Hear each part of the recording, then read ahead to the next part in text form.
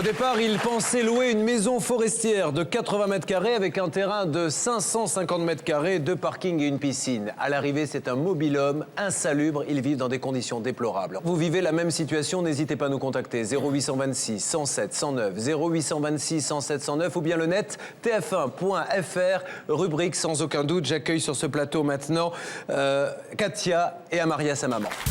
Nous accueillons aujourd'hui Katia et sa mère Amaria. Katia loue avec son mari un logement. Mais quel logement? Le toit en tôle fuit, la fosse septique est saturée, les murs partent en lambeaux, les rats leur rendent visite. C'est incroyable et pourtant vrai. Mais la situation de Katia n'est pas isolée. Les autres locataires vivent au quotidien le même cauchemar. Il y a des trous partout, on a été obligé de mettre des sacs parce qu'il y a des rats, on est plein de rats, il y a plein de rats donc au niveau du toit du mobil-home. Mais que fait le propriétaire? Comment fait-il pour louer des logements dont certains sont déclarés insalubres? En fait, les locataires habitent dans un abri de jardin, l'autre habite dans le hangar, l'autre habite dans un écurie, un box à chevaux. Et nous, on n'y apparaît pas du tout, donc c'est complètement illégal. Sur le plateau et en duplex, Julien Courbet et son équipe tenteront d'obtenir des explications sur l'état des logements que ce propriétaire indélicat loue fort cher. Question, monsieur, la transformation des écuries en logements a-t-elle été acceptée? Elle n'a pas été contredite. Alors, je voudrais dire quand même... La négociation s'annonce difficile. Est-ce qu'on a le droit dans ce pays, en France, en 2006, de prendre l'électricité et de la diviser? Oui, monsieur. Non, moi je vous réponds c'est non. Pour sans aucun doute, c'est un drôle de combat qui commence tout de suite. Bonsoir Katia. Bonsoir Maria. Votre compagnon est également dans le public avec nous, nous le saluerons tout à l'heure. Qu'attendez-vous Katia de cette émission ce soir? J'attends qu'ils mettent en conformité les locaux. Voilà. C'est insalubre, on vit dans des locaux insalubres. Est-ce qu'on peut parler de taudis?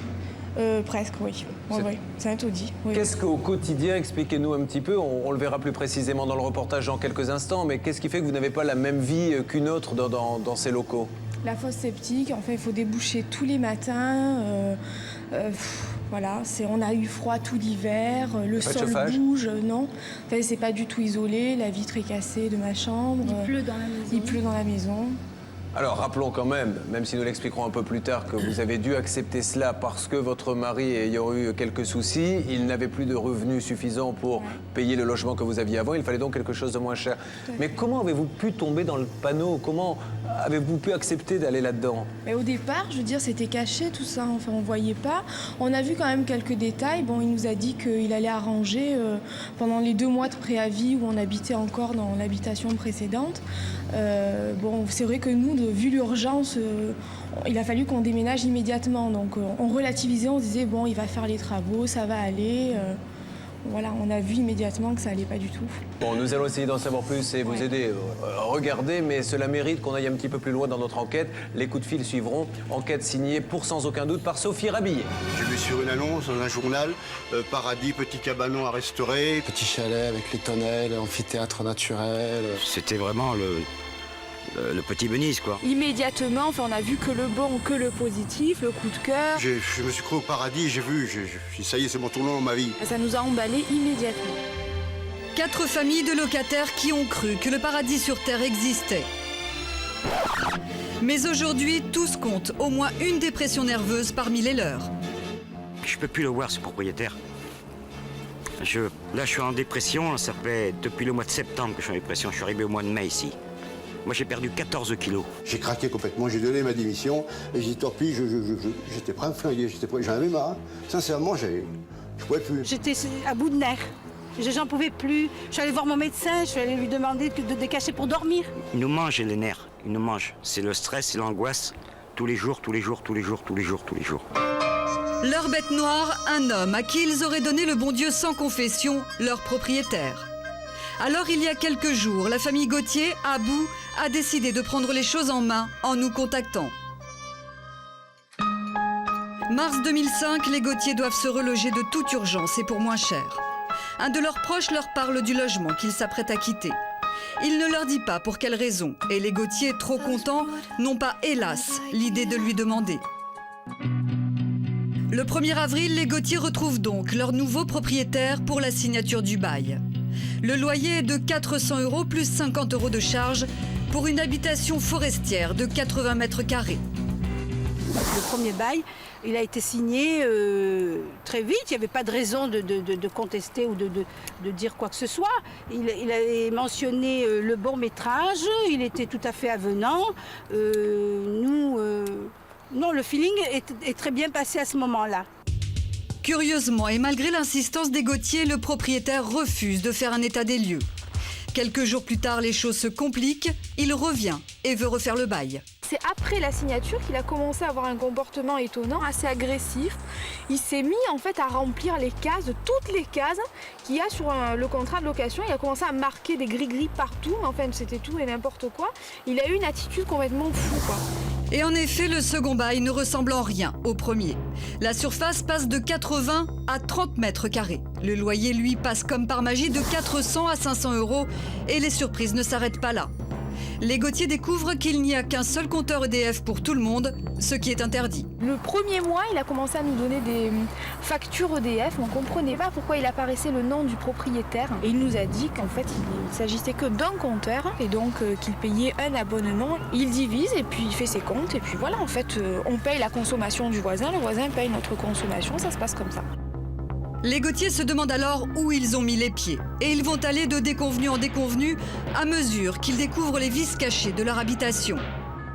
Katia fait pour nous le tour du propriétaire. La visite est édifiante. Donc voilà, ça commence par ici. Là, on est dans l'entrée, le hall d'entrée. Donc là, il y a le sol qui bouge. Donc ensuite, on va arriver. Donc là, c'est le plafond. On voit bien ça bouge. Hein, là, donc, ça va nous tomber sur la tête un de ces jours. Là, donc on n'est plus dans la partie extension, on est dans le mobil-home. On voit bien la découpe. Voilà, ça a été découpé, donc comme ça. Je sais pas, avec une meule ou je sais pas avec quoi, ça a été découpé. Par terre, au sol, on voit bien. Là aussi, c'est très dangereux. Voilà, j'ai peur de me couper. Là, on est dans ma chambre. Il y a des trous partout, on a été obligé de mettre des sacs parce qu'il y a des rats, on est plein de rats, il y a plein de rats donc au niveau du toit du mobil-home. Là aussi c'est pareil, donc il y a tout qui bouge, il y a tout qui travaille.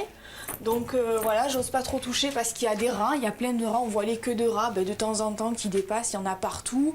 Là c'est pareil, on a été obligé de mettre du scotch parce qu'il y a des rats, donc forcément c'est dégueulasse, hein, c'est dégoûtant. Et vu de l'extérieur, ce n'est guère mieux. Le toit est fait de bois. Je suis obligé de mettre une bâche sur le toit pour la bonne raison qu'il pleut à l'intérieur de la maison. Ce n'est pas normal du tout. Je vous montre la fosse septique. Voilà, donc là on voit bien les excréments donc, qui débordent, on peut dire ça comme ça. Voilà, donc c'est tous les matins comme ça, on est obligé de tout enlever à l'aide d'un bois parce que ça déborde à la maison sinon. Après ça s'évacue à ce niveau-là, de ce côté. Voilà, et ça se rejette dans le ruisseau communal. Un rapport d'huissier daté du 10 avril 2006 établira que leur logement est insalubre. Plus grave encore, ils ne peuvent même pas s'assurer, les assurances refusent car rien n'est aux normes de sécurité. Alors pourquoi eux? Sont-ils les seuls à vivre pareil enfer? Apparemment non. Leurs voisins vont leur révéler qu'eux aussi sont logés à la même enseigne. Ça a failli prendre feu plus d'une fois. On est arrivé un jour, ça fumait. On a même cru qu'on serait arrivé une heure plus tard, à la rigueur, il y aurait eu le feu, quoi. C'était fini. On n'aurait plus de chalet, plus rien du tout. En plus, on ne peut pas l'assurer, étant donné qu'il n'y a rien aux normes. Quand l'huissier est venu, on a fait donc tout le tour du chalet, extérieur, intérieur. Donc il a pris des photos de tous les dégâts qu'il pouvait y avoir. Et donc le chalet a été déclaré insalubre. Pour un compteur d'eau, il y a une liste comme ça. Après, il met tout le monde dessus. Et il resépare. Et là, vous y êtes 3. Et toi, t'es tout seul. Et l'autre, il est 2. Et les week-ends, des fois, ils sont 5. Alors, comment s'en sortir? On peut pas s'en sortir. L'eau rentrait par le sol. C'est invivable, quoi. Vous rentrez le soir du boulot, il faut éponger. Vous venez le matin, s'il n'y a plus toute la nuit, il faut éponger. Le calvaire, quoi. C'était les pieds dans l'eau tous les matins. Et à tous, le propriétaire a fait une même promesse. Celle de pouvoir construire une extension, c'est-à-dire agrandir à loisir leur logement. Agrandir, encore faudrait-il savoir dans quoi ils vivent réellement. Des murs en placo-plâtre ou en contreplaqué, une bâche en guise de toit.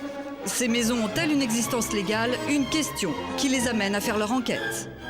Donc un jour, nous sommes rendus à la mairie et donc au cadastre. Et on s'est aperçu, donc à mon grand étonnement, je me suis aperçue que nous on n'apparaît pas du tout sur le cadastre, ni nous, ni notre voisin du dessus, et que en fait les locataires habitent dans un abri de jardin, l'autre habite dans le hangar, l'autre habite dans un écurie, un box à chevaux. Et nous, on n'y apparaît pas du tout, donc c'est complètement illégal. En clair, aucun des locataires ne devrait vivre ici. Lorsque Jean-Claude Bord l'apprend, il est déjà trop tard. Les travaux sont en cours. À l'époque, lui habitent les écuries. Ce terrain à bâtir était non constructible. Par la préfecture, la mairie, etc. Tout le monde avait refusé. Et ce monsieur propriétaire m'a dit, si, allez-y, faites. Moi, je me suis renseigné, vous pouvez y aller. Moi, j'ai investi 3 000 €. Admettons qu'il n'a pas le droit de louer, parce que si ça se trouve, il n'a peut-être pas le droit non plus. Comment on fait, là? Où je vais aller, moi, à l'âge que j'ai, moi? Alors si ces familles ne sont pas sur un terrain à louer, alors où sont-elles? Et surtout, qui est réellement leur propriétaire? La réponse, elles ne vont pas tarder à la voir. C'est le propriétaire lui-même qui va leur apporter. Quand il téléphone ou quand il vient, du style, voilà, je viens parce que hier, chez vous, c'était éclairé, je suis passé avec mon hélicoptère. Donc, il déclare qu'il est pilote d'hélicoptère, après il dit qu'il est banquier, après il dit qu'il fait du théâtre, après il dit qu'il est musicien. Voilà, bon, enfin, il fait polyvalent, quoi. Apparemment, il fait pas mal de métiers. Hein. Il venait ici avec sa glacière, il donnait des magrets de canard, des trucs comme ça, pour essayer de s'arranger avec les gens, pour ce qu'ils leur devaient, pour leur faire fermer leur gueule, quoi. Pour que les gens se taisent, quoi. Il emploie des termes comme ça qu'on ne comprend pas. Voilà, je fais des brochettes de mouches, je me prostitue, je suis KO financier, ruiné, je vais tout perdre, voilà. Le propriétaire, selon moi, est fou. Je pense qu'il est schizophrène, selon moi. Dernière découverte surprenante pour ces familles, elles habiteraient en fait sur le site d'un centre équestre géré par une association présidée par leur propriétaire. Là où c'est gîte rural, là c'est la table d'hôte, là c'est des écuries, en bas c'est pareil, c'est des box à chevaux, et là-bas normalement c'est la maison forestière, la maison des Gauthier. Pourtant, depuis leur arrivée, les locataires n'ont vu ni chevaux ni aucune des activités artistiques et sportives vantées par leur propriétaire. Depuis peu, l'homme réclame à tous ses locataires des loyers par ailleurs déjà réglés. Il ira même jusqu'à adresser aux Gauthier un commandement de payer suivi d'une assignation. Il nous harcèle régulièrement, tout le temps. Il nous réclame des loyers. Il faut sans arrêt lui faire la photocopie, des preuves des paiements. Bon, on a reçu jusqu'à 50 textos, des appels. C'est quand même fou, quoi. C'est tout le temps en permanence, à Noël, les jours fériés, tout le temps, la nuit. Nous avons tellement ras-le-bol que devant lui, en sa présence finalement, j'ai cassé le téléphone volontairement pour ne plus l'entendre. Il débarque chez vous à 7 h du matin, même le dimanche. Et lorsque Katia reçoit un appel de ce dernier, voilà à quoi cela ressemble. Extrait d'une conversation surréaliste. Mais qu'est-ce qui se passe? Vous n'êtes pas un, vous êtes 7 personnes, plus le coefficient de réception, ça fait 8,40. Et en tout, en coefficient total sur la ligne, c'est normal, hein. Vous êtes tous 60 et les autres arrivent à couvrir. Mais vous, si vous ne couvrez pas, je peux vous dire que le 14, moi je suis KO financier. J'ai même des missions à l'étranger à faire pour pas se tromper sur les chiffres, y compris des consommations dans tous les niveaux de situation sociale, à la campagne, tout ce que vous voulez. Je ne me trompe pas. Je dois continuer à prendre l'avion, à faire mon boulot et à faire mes concerts aussi. Et moi, je ne peux pas vous avoir à ma charge. À bout, David et Marilyn ont décidé de déménager. Dans quelques jours, le chalet est à nouveau libre. Le pire dans tout ça, c'est qu'il nous a demandé pour faire visiter et il va relouer encore et il va encore arnaquer des gens et on n'en finira jamais. Le chalet sera libre, mais le prochain locataire est tout trouvé. Nous décidons de tendre un piège au propriétaire et de nous faire passer pour des personnes intéressées. Voici ce qu'il nous demande. La photo de la carte d'identité. Oui. Relevé d'identité bancaire. Oui. Votre dernière assurance responsabilité civile locative.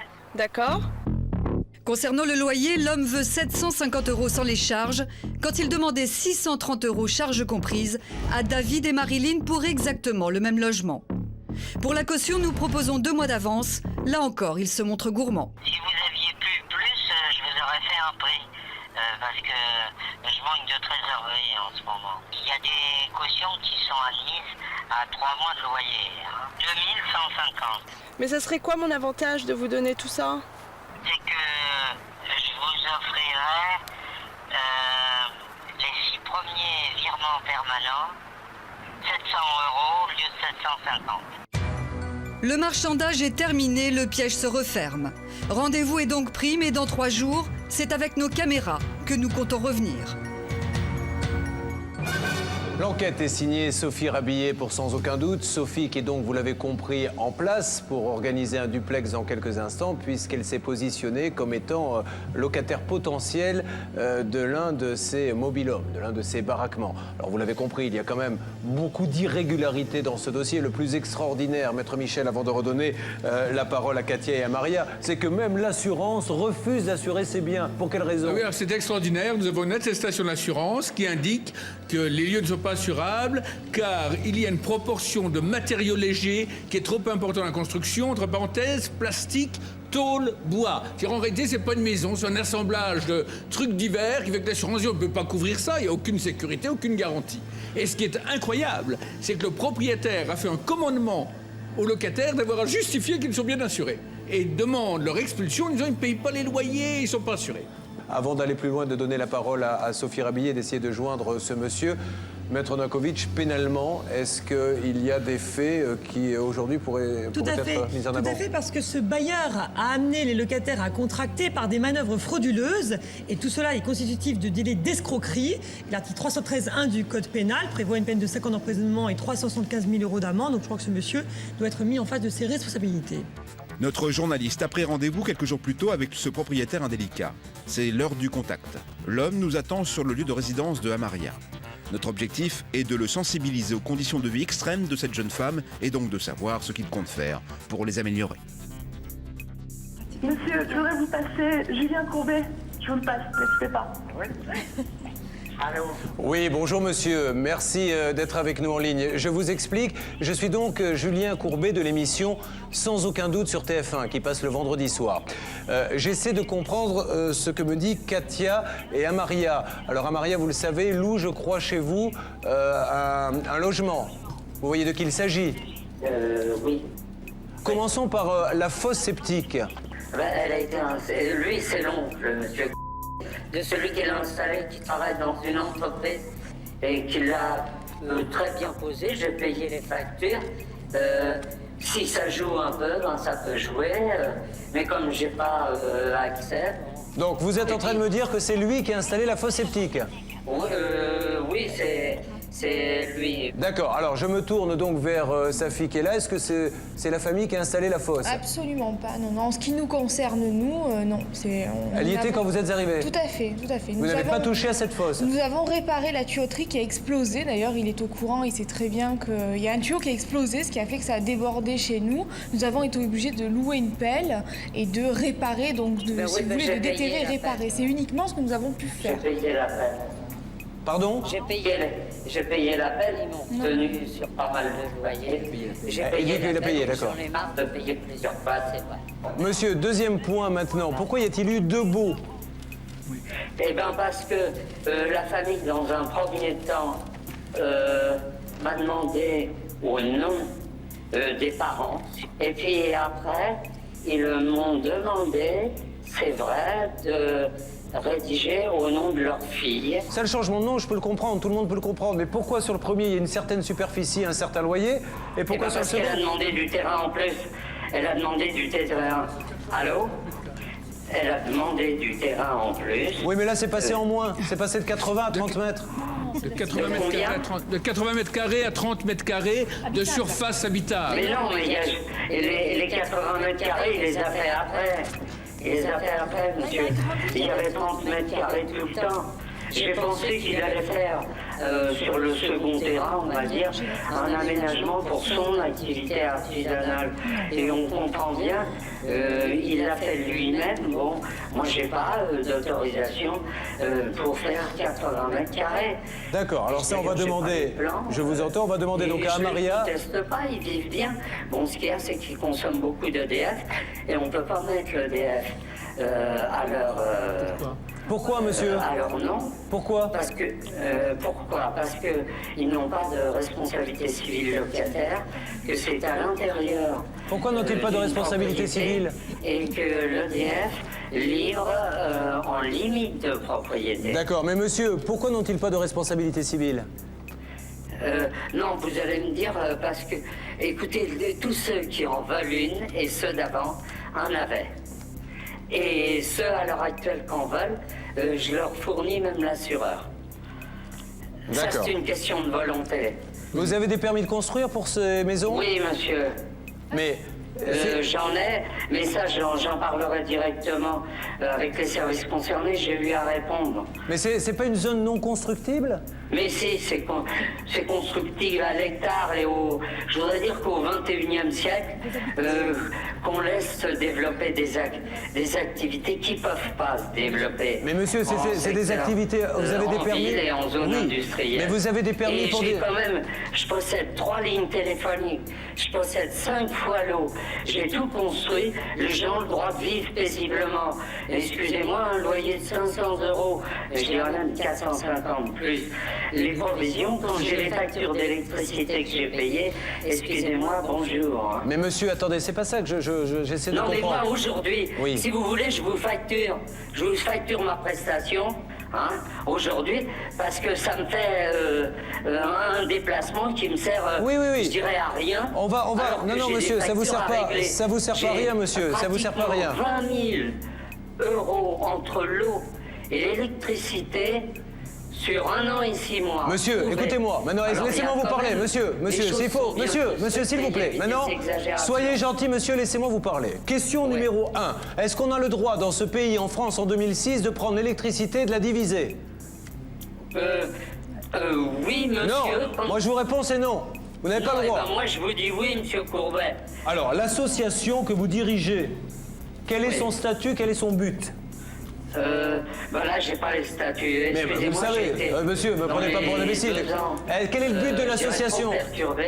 Elle a un statut assez large, c'est-à-dire c'est le développement d'activités rurales en milieu rural. Non, mais il y a quoi dans les rentrées d'argent de l'association, c'est quoi? Oh, excusez-moi, je sais pas si je dois répondre à ça. Bon, monsieur, c'est une association de 1901. Ouais. C'est un but non lucratif. Eh ben... Mais c'est pas l'association qui loue les logements. Non, c'est moi-même personnellement, voilà. Mais sur les quittances, il y a le tampon de l'association? Non, c'est l'adresse, monsieur. Ah, c'est l'adresse, d'accord. Maître Michel. Oui, monsieur, je voudrais qu'on revienne, je suis Maître Michel, je suis un des avocats de l'émission. Moi, je voudrais qu'on revienne au problème. Oui. 1, vous n'avez pas un camping, il n'est pas homologué pour louer des mobil-homes. 2, vous n'avez pas des gîtes ruraux, il faut une homologation aussi, vous ne l'avez pas. C'est donc tout simple, vous louez des logements avec des baux bizarres, mais peu importe, mais vous louez des logements. Les logements, ils sont soumis à la réglementation. On n'a pas le droit de louer n'importe quoi, n'importe comment. C'est interdit. Une seule question, est-ce que vous êtes prêt à faire des travaux? À l'heure actuelle, je peux rien faire, puisque le père, je dirais, l'a fait lui-même. Et dans les 30 mètres, j'avais tout fait. Hein. Question, monsieur, la transformation des écuries en logement a-t-elle été acceptée? Elle n'a pas été contredite. Alors, je voudrais dire quand même que la ferme il y avait l'habitation interne. Bon, on va téléphoner à la mairie, monsieur. C'est vrai que maintenant, mais écoutez-moi, monsieur. Moi, je vais vous dire, franchement, vous faites comme vous voulez, vous dites ce que vous voulez. Nous, on va téléphoner au préfet, à la mairie. Ils vont mettre le nez là-dedans. Ils vont mettre le nez dans l'association. Ils vont mettre le nez dans les permis de construire. Si vous le voulez, monsieur, on y va. Hein. La conversation s'éternise et n'aboutit pas. Quelques locataires qui semblent vivre les mêmes conditions que Amaria ont rejoint notre équipe. Rassurés par notre présence, ils tentent de plaider leur cause auprès du propriétaire. Nous les laissons discuter entre eux et nous en profitons pour joindre le maire de la commune afin de l'alerter. Le maire connaît en fait très bien notre homme et nous confie les mesures qu'il compte prendre. Oui, bonjour. Bonjour monsieur le maire, merci beaucoup d'être avec nous, de nous accorder un petit peu de votre temps sur ce plateau de Sans aucun doute. Donc monsieur le maire, je voulais avoir votre sentiment sur cette affaire concernant visiblement les logements assez précaires de tous ces locataires, plus que précaires même. Écoutez, c'est un sentiment qui est un sentiment de révolte parce que ça fait plusieurs fois que nous sommes confrontés à ce monsieur et j'ai expliqué justement à votre assistante ce que nous avions fait déjà dans les domaines qui nous concernaient directement, c'est-à-dire le droit d'urbanisme. D'accord. Alors, ce monsieur nous a pris pour ce que nous n'étions pas, en tout cas nous l'espérons toujours, c'est-à-dire qu'il a déposé plusieurs permis. Alors, vous savez qu'il y a, d'après ce qu'on sait, il y a des box, nous on a fait faire des constats par la DDE, il y a des box à chevaux qui auraient été transformées. Et il y aurait également aussi des mobil-hommes, c'est ça, hein, des mobil-hommes. Alors monsieur le maire, je me permets de vous interrompre. Est-ce que vous avez donné des autorisations pour ces transformations? Il y a aussi une histoire de fosse septique. Est-ce que tout ça a été soumis à permis et à autorisation? Alors juste 2 mots pour vous expliquer, parce que l'affaire est très complexe, parce qu'il a déposé des multiples autorisations de travaux ou de permis pour nous tromper. Et lorsque j'ai découvert la supercherie, parce que c'en est une, j'ai refusé le permis de construire. D'accord. Hein, il a commencé par une petite déclaration de travaux sur une dalle, et comme une sorte de puzzle ou de Lego, de jeu de Lego. Et lorsque j'ai fait la somme des autorisations qui n'étaient pas déposées bien sûr en même temps, je me suis rendu compte qu'en fait, il était en train de nous gruger. Mais monsieur le maire, j'ai refusé le permis, il a attaqué mon refus devant le tribunal administratif, et j'ai gagné devant le tribunal administratif en le faisant condamner. Donc aujourd'hui, est-ce qu'on peut dire, monsieur le maire, que les constructions qui existent et qui sont visibles sont pour certaines, ou même des transformations, sont pour certaines illégales? Alors on pourra le dire lorsque la deuxième procédure que cette fois-ci j'ai entamée moi contre lui devant le procureur de la République sera terminée. Bon. On ne peut pas laisser faire ça sur notre commune. Évidemment. Et puis surtout pour les gens qui habitent dans ces conditions-là, c'est intolérable. Alors, avant de revenir sur ces personnes, qu'en est-il de cette association? Qu'est-ce que c'est exactement? Parce qu'apparemment, j'ai l'impression qu'il ne se passe rien sur ce terrain. Mais rien. Mais ça fait partie de ce que je vous dis, c'est-à-dire d'un habillage total, d'une sorte de mise en scène. Autant pour les... vous voyez, vous entendez le clocher de notre église.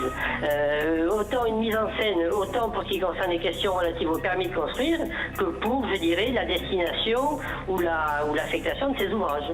Monsieur le maire, en tout cas, merci beaucoup pour tout ce que vous faites parce que c'est vraiment les bonnes décisions et absolument ce qu'il fallait faire.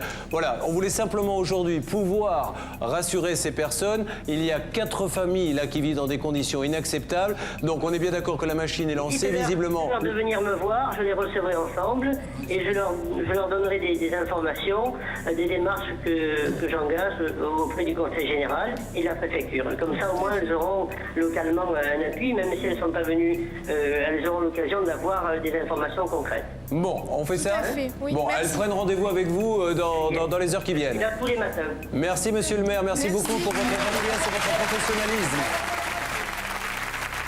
Bon, Katia, Maria, les choses, vont pas...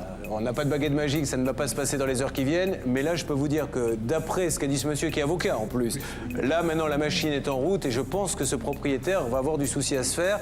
Mais ça, à la rigueur, c'est tant pis pour lui. Ce qui compte, c'est que vous puissiez trouver une solution. Et elle est en route auprès des différents services. Sophie va s'en occuper pour faire accélérer les manœuvres. Et on va essayer au moins aujourd'hui d'obtenir que vous n'ayez plus à payer les loyers, ce qui serait la moindre des choses. Tout à fait. Oui. En tout cas, on reste en contact avec lui tous les jours et on va la trouver la solution ensemble parce que c'est inadmissible, d'accord? Allez, rassurez vos amis et dites-leur que vous êtes entre de bonnes mains, que tout va s'arranger. Le maire est là. Merci à vous, merci beaucoup. On vous accompagne.